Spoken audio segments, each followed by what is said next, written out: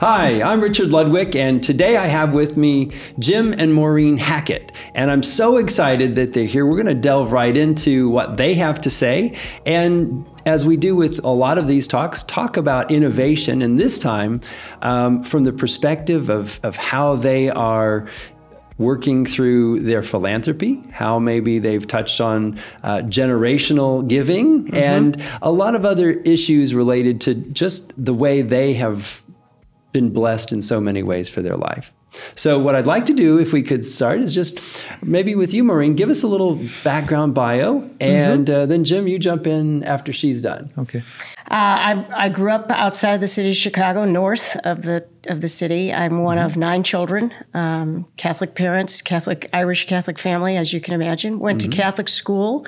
And then, being that I'm number 6, we ran out of money for tuition for the Catholic school by my time to go. So I went to the public high school, New Trier, and that's where I really spent a lot of time with Jim. We had known each other in grammar school, but we were pals in high school and spent the rest of our lives together since then. So fast forward to what I do now. I'm a mother and a grandmother. We have 4 adult children and 3 grandchildren. We've moved a ton in the oil and gas business, and we've moved in and out of Houston 4 times. So when people say, "Where's your home?"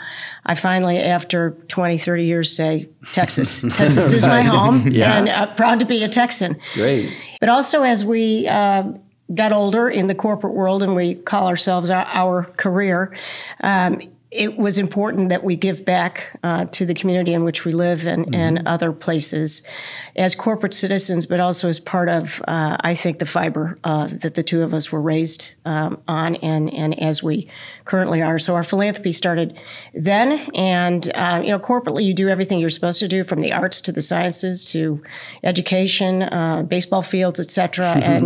And as an individual couple, we thought long and hard about what the mission of our philanthropy should be and what we should strategically wrap our heads around, and that would be faith, education, mental health, cancer.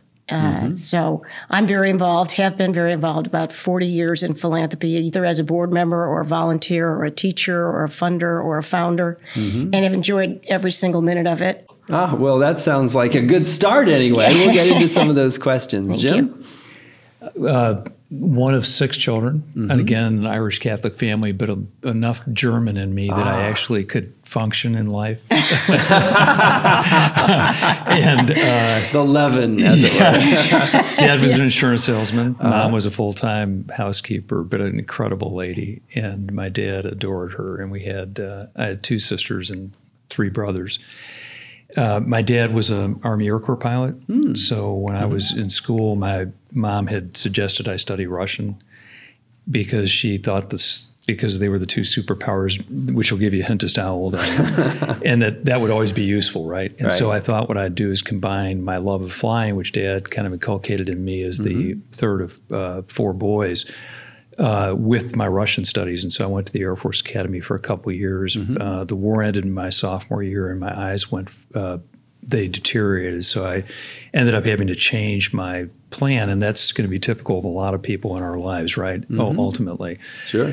And so I had to look for a career outside of the military, if you will, and I ended up finishing college in a business major, which was not something I chose. It was actually because it was the only way to get into the college, into the university, because you had to get in through a college. And I was lucky enough to study business, but never thought of it as a career. But I was still interested in using my Russian. And I ended up in the energy business because of that, actually. So I knew I had to go back and get an MBA, but I actually fell in love with the engineering aspects of the oil business when I was at Amoco. So I went back, got the MBA that was required, and the minute I got out of business school, I ended up going back into engineering, which was where I ended up really loving and spending most of my careers on the operating side. And that led to a very fortunate and blessed future that allowed me to run a couple of public companies here based here in Houston that were global in nature. And at some point, I had started teaching as a CEO here at Rice University in a financial discipline, which made some sense relative to my background. But stopped. I kind of wanted to do something different. So I ended up leaving corporate life and going back and getting a theology degree. And it was a fabulous experience. And I wanted to design a course on how you inculcate spiritual purpose into organizations. I wanted to write a book about that. I wanted to design a course about moral leadership and economics. It was very much of an outgrowth of the Enron fiasco here in Houston. And Jeff Skilling, who was the CEO of Enron, was a former classmate of mine in business school. And so I knew all those guys personally. And I was kind of wondering what happened to them. Like you and me, they all grew up in the Midwest. And they had Judeo-Christian backgrounds. I wanted to figure out kind of what was wrong with that. So my PhD thesis was going to be about, so what's spiritual purpose? What role did it play in your organization, especially in crisis, which is the only way to really test values?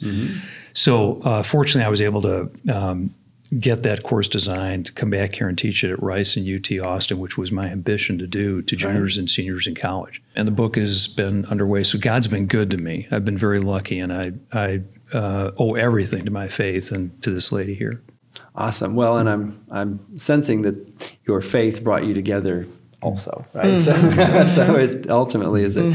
So, you said something just now, and then Maureen either echoed it or said it a few months ago in a President's Advisory Board meeting, and that is about moral leadership. You hear so much these days about ethical leadership, but I think it's really important that you put the fine point on the issue of leadership from a moral perspective. You want to maybe both of you address that a little bit? I think I did make that suggestion because I think young people, they don't use that word very often, morally sound or moral decision making, but they are counseled to take classes in ethics. So what is the difference there? And in the business sense, Jim got it right. He absolutely got it right. And you can probably speak to moral leadership and why you're writing your book better than me. Well, I think it's worth examining where the word morals comes from and where ethics come from, right? So we have because of how we're taught, we believe they are one and the same. They actually are not, as we well know. And because we don't insist in any core curriculums anymore, except in very special places like here, to have theology be a field of study. An important component of the core curriculum. We don't actually know where ethics derive from. So theology, metaphysics, informed moral philosophy, which then informed ethics. Ethics is the outgrowth of those former two. And if you're not going to be treating with theology in the form that we think of as the study of religions or in Greek philosophy, you at least have to go back to moral philosophy to decide what your ethics ought to be. And so my course invites my students to actually think about ethics as an outgrowth of moral philosophy. So we take a view from 5 different spiritual traditions about what role does economics play in a good society, a virtuous society, Aristotle's words, of moral good. And then what are the moral precepts that attach to the practice of that? And then that should inform what will become the ethics of what we do. And I try to tell them that one is about why, which is theology. One is about what, which is moral philosophy, and how is really ethics. So you don't really want to start at ethics, but unfortunately in America, that's where we do start. Well, as you say that, it's almost like ethics becomes just this framework, right? But there's no soul to it, pun intended, right? And that's the piece that we find so captivating here at University of St. Thomas. Even Mac Studios, where you are today, the nomenclature is about the human person. St. Maximilian Kolbe is the namesake of this studio. He gave himself for the sacrifice for another, right? And he also leveraged technology and innovation in a way that would promulgate a moral, a spiritual understanding to the masses. And so that's an important element of how we keep that in front of us always. And so that human element, the substance of it, the morality, if you will, allows that ethical framework to then have some substance to it. So I think that's so important. So talk about how that view of morality has then, I guess, impacted your own philanthropic work. And I know that you have been very involved in mental health issues and the support for that community. So how does all of that weave together for us? Tell that story. Well, when it comes to philanthropy, you can get caught up in funding things for all the wrong reasons. Right. So, you have an opportunity to make the community a better place, and I want to be genuine and authentic with that. So why mental health? Because my father suffered. Why cancer? Because my mother beat it twice.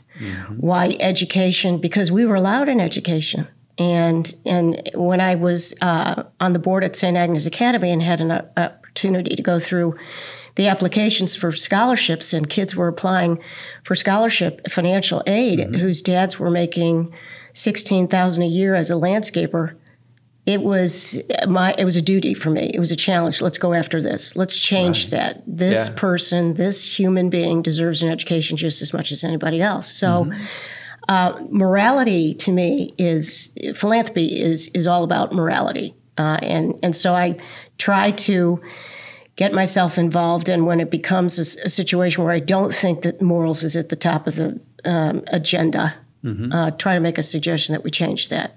Well, and that's sort of the core element, right? If you don't have that piece right, everything else you do is not inconsequential, because there are great consequences that come from that, but they oftentimes get misguided. The point I was bringing up about my mother, one of her famous lines was, "We never had two nickels to rub together." But this lady gave love, compassion, passed down clothing, advice, wisdom, prayers. So in my mind, that was her philanthropy. It was fantastic. Yeah. Tell me about how that, because I've seen interesting comments in other publications, videos, and others about the generational aspect of that. Maureen, maybe you want to speak to that too, about how you are bringing your family along with this too, because I sense from both of you that your families were instrumental in your formation, right? And your faith was instrumental in that formation. And so you, I'm guessing, take that as a great responsibility to pass that on to your family and to those who come after you.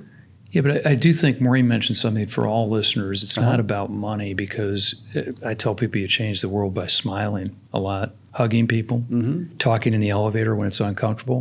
Those are ways to change the world. You never know when somebody is smiling at somebody's going to make a big difference in the day they're having. Sure. So I don't think you have to have financial wherewithal to be philanthropic or charitable. I think you have to step outside of yourself. Understand what is the greatest book on leadership ever written is the Bible, about servant leadership, is that you're here to serve others. It's not enough to just be good. You have to actually do something good in life. And then if you are lucky enough to produce financial kind of income beyond your own needs, every major spiritual tradition talks about the fact that once you've met those basic needs, you have a duty to God. Now, this is not about moral philosophy. This is about theology. Right. You have a duty to give it to others. So we just happen to have been in a position where we could do that financially, as well as, I believe, emotionally. We've done that a long time. Yeah. I want to go back to one question you asked about mental health and how that was informed by our morality. The reason that happened was not only the experience she had with an alcoholic father. It's because we had a daughter who was sexually assaulted at school, in high school, and she lost a year of her life. She ended up going back to an inpatient clinic and being able to continue her high school education, but she lost 2 years of high school. 1 year she lost completely. She was at home, curled up in a ball, scared out of her mind. And we had all the resources that you could possibly imagine here in Houston. I had been chair of the Baylor College of Medicine. Maureen was on boards of different hospitals. We had the financial wherewithal to help her, and it still took 2 years. And it just dawned on us, what about people who don't have those resources? What about people who don't have a nuclear family still together that can actually provide the emotional support and the love to drag them out of that dark, dark place, not caused by her in this case. Sure. And as we all know, mental health isn't always externally caused. It's sometimes internally chemically caused, but it's not a character flaw. And it was a powerful inducement to me about how the mind can be tricked by physical trauma. And these poor young people particularly that were sexually assaulted, that didn't have the resources we had, how were they ever going to make it in life? Right. Literally, they wouldn't survive. Our daughter was on a trail to nowhere. Right. And that's what started our mental health commitment in a big, big way. We So had a real personal impact led you to that. But the moral part was, okay, it's not just about protecting our kid. It's about you have seen something that's wrong in the world. At that point, we had no mental health parity in corporations. We started doing it voluntarily, a group of us here in Houston. Maureen and I started going up and testifying in front of Congress to get mental health parity passed and treat it like a physical illness. And now, of course, it's much more popular to deal with the topic. Right. There was a huge stigma around it 25 years ago when we were talking about it, and we had to remove that stigma. Thank you for sharing that story, because I think with many things, it is those personal moments that really do call us to action. And in your case, it's a tragedy what happened, and there is great good that has now come as a result of your moral response to that evil. So to your point, I mean, philanthropy is more than funding. Sure. Philanthropy is the spirit. And for people to listen to us tell our story, you know, they say, oh gosh, I thought you guys were like Barbie and Ken and you had everything. I say, well, we do have everything, but you know, this happened. And so as a result, we were called to do something about it. Yeah, and that's when we talk with our students when they first arrive here, we talk to them about the gifts that the Spirit has given to them, the charisms, right? And that our goal is to work with them so that they bring those gifts to full flourish so that what? They can give them away. Right. That's beautiful. Right? Beautiful. That is the piece that is so transformative, to understand that what we're doing is really working with God in helping them realize that their gifts are meant to be shared. And I'm pretty confident, too, that when our children pass beyond just charisms and they actually have some financial wherewithal, they will follow the example we had. Our parents didn't have the financial wherewithal. Theirs was all, as Maureen said, through the charism, the love, the gift of who they are and what they stood for in terms of their character. We have a daughter that's raising through. I mean, what she can do for those kids can change the world too. Yeah. Talk to me about the innovative way that you're looking at bringing other generations into that moral framework. I don't think that we can say enough about needing to educate the next generation. We talk about the great wealth that's going to transfer, which is terrific, and that's how legacies they flourish. But do they understand, as I was saying earlier, do they understand the moral philosophy behind giving and what their duty is, and that they need to be efficient and they need to be strategic in order to move the needle? And nothing's better than starting in your own community and take a look at the needs and understand how the processes are made. So I would hope that every university would have one course in philanthropy. A true philanthropy, not fundraising. Right. Well, fundraising, right. Taking care of humankind, which is where the word comes from. I really pray for that. So now our children, one in particular is very involved in the Hackett Family Foundation and very involved in the Hackett Center founding and all of these types of things. She has an interest. She has a passion, and it's been wonderful to drag her along with me, as well as the other three, and because I've been volunteering since I was expecting our fourth child, who's now 36 years old. So they've been with me every step of the way. Now the grandchildren want to come every step of the way. So I think that the 35 to 45-year-olds, if they haven't been educated on really, truly, what does this mean, it's time.